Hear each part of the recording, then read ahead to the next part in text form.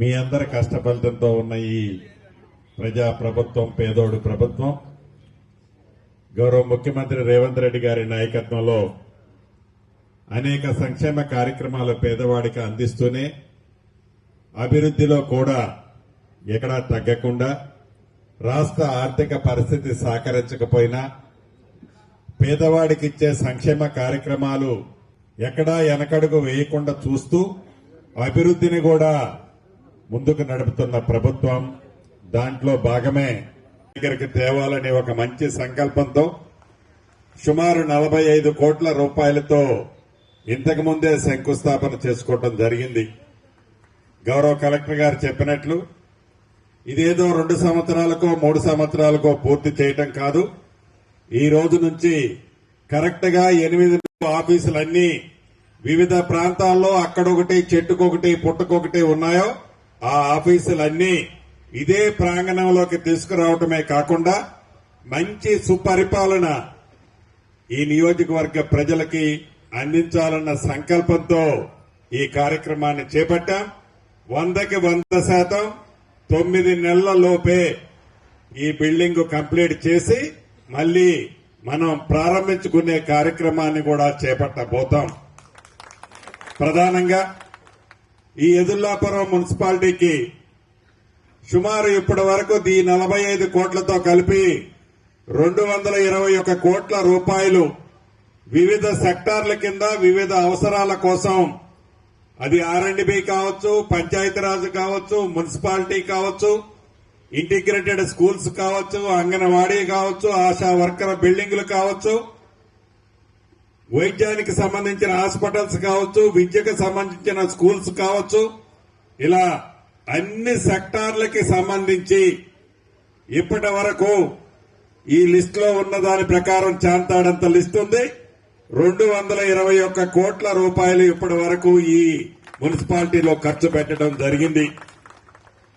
అంతేకాదు ఈ మున్సిపాలిటీ కొత్తగా ఏర్పడిన మున్సిపాలిటీ చాలా వెనుకబడ్డ ప్రాంతం దిద్దాలన్న ఆలోచనతో వడివడిగా ఇప్పటికే అధికారుల్ని ఆదేశించడం జరిగింది. రాబోయే కొద్ది నెలలలోపే, ఇంతకుముందే మా మిత్రులు గవర్నమెంట్ ఉద్యోగస్తుల యూనియన్ ఒకటి ఇప్పుడే కలిసిపోయింది. అనేక కాలనీతో కలిసి ఉన్న ఈ మున్సిపాలిటీలో అనేక సమస్యలు, అది తాగునీరు కావచ్చు, రోడ్లు కావచ్చు, మౌలిక వసతులు కావచ్చు, విద్యుత్ లైన్లు కావచ్చు, ఇలా అనేక అంశాలు, వరద వచ్చినప్పుడు ముంపుకు గురయ్యే ప్రాంతాలు కావచ్చు, వీటన్నిటినీ శాశ్వత పరిష్కారం కనుక్కునే దిశగా ఇప్పటికే గుర్తించాం. ఖర్చు పెట్టి ఇంకా అవసరమైన డబ్బులను కూడా మీ దీవెనలతో ఈ స్థాయిలో ఉన్న నేను ఈ మున్సిపాలిటీని రోల్ మోడల్ మున్సిపాలిటీగా తీర్చిదిద్దే బాధ్యత మీ శాసనసభ్యుడిగా నేనే తీసుకుంటానని కూడా ఈ వేదిక ద్వారా మీ అందరికీ తెలియజేస్తున్నాను. అంతేకాదు గౌరవ ముఖ్యమంత్రి రేవంత్ రెడ్డి గారి ఆలోచనలకు అనుగుణంగా ఆనాడు మీ ఏ ప్రభుత్వం అయితే మనకు మంచి జరుగుతుందని ఆలోచించి అటువంటి ప్రభుత్వాన్ని మీరు ఈనాడు ఈ సీట్లో కూర్చోబెట్టారో, ఆ ఆలోచనలకు అనుగుణంగా ప్రతి కార్యక్రమాన్ని, ప్రతి అంశాన్ని తూచా తప్పకుండా పేదవాడికి అందిస్తామని చెప్పాం. ఇప్పటికే కొన్ని అందించాం. మిగిలిన వాటిని కూడా తప్పకుండా అందించే కార్యక్రమాన్ని మన ప్రభుత్వం ఇప్పటికే చేపట్టింది. అందుట్లో భాగమే సంక్షేమ కార్యక్రమాల్లో పేదవాడికి సన్నబియ్యం కావచ్చు. 100లో మున్సిపాలిటీలోనే నాకు తెలిసి 530 ఇళ్లు ఇచ్చాం. రేపు ఏప్రిల్ నుంచి మళ్ళీ ఒక విడత ఇస్తాం. ఇంకా ఈ ప్రభుత్వం రాబోయే 3 సంవత్సరాల్లో 3 విడతలు ప్రతి గ్రామంలో, ప్రతి మున్సిపాలిటీలో అర్హులైన ప్రతి పేదవాడికి, నీది ఏ పార్టీ అని అడగం, నీది ఏ కులమని అడగం, నీకు ఇల్లు ఇస్తున్నాను నాకు ఓటేస్తామనే కండిషన్ కూడా పెట్టాం. అర్హులైన ప్రతి పేదవాడికి ఇల్లు ఇస్తామని చెప్పి అన్న మాట ప్రకారం ఇల్లు ఇచ్చాము. భవిష్యత్తులో మళ్లీ ఏప్రిల్లో ఇస్తాము, మళ్లీ ఇస్తాము. పేదవాడికి ముఖంలో చిరునవ్వు చూసే విధంగా, పేదవాడి ఆత్మగౌరవానికి చిహ్నంగా ఉండే ఒక చిన్న ఇల్లు ఆ ఇందిరమ్మ ఇళ్లు ఇచ్చే కార్యక్రమం ఈ ప్రభుత్వం ప్రతిష్టాత్మకంగా తీసుకుంది.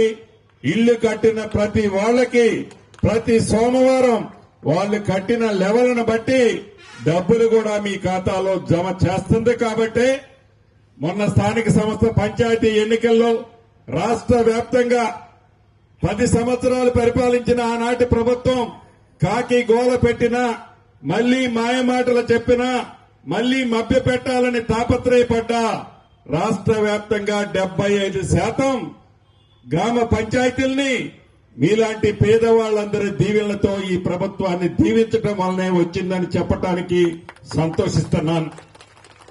అంతేకాదు అర్బన్ లో కూడా ఎన్నికలు ఎప్పుడొచ్చినా, ఏ పద్ధతిలో వచ్చినా అర్బన్ లో కూడా పేదవాళ్లే కాదు, ఈ ప్రభుత్వం పూర్తి భద్రత కల్పించే స్థాయిలో ఈనాడు ఉంది. కాబట్టి అర్బన్ లో ఎప్పుడు ఎన్నికలు వచ్చినా మీ దీవెనలు, మీ ఆశీస్సులు ఈ ఇందిరమ్మ ప్రభుత్వానికి, ఈ పేదవాళ్లకి అండగా ఉండే ప్రభుత్వానికి తప్పకుండా మీవి ఉంటాయని, ఉండాలని మనస్ఫూర్తిగా మరొక్కసారి కోరుకుంటూ, నిన్న జరగాల్సిన సభ ఇది అనివార్య కారణాల వల్ల నిన్న రాలేకపోయినందుకు క్షమించవని నా ఆడబిడ్డల్ని, అన్నదమ్ముల్ని మనస్ఫూర్తిగా కోరుకుంటూ మీ అందరి దగ్గర సెలవు తీసుకుంటున్నాను.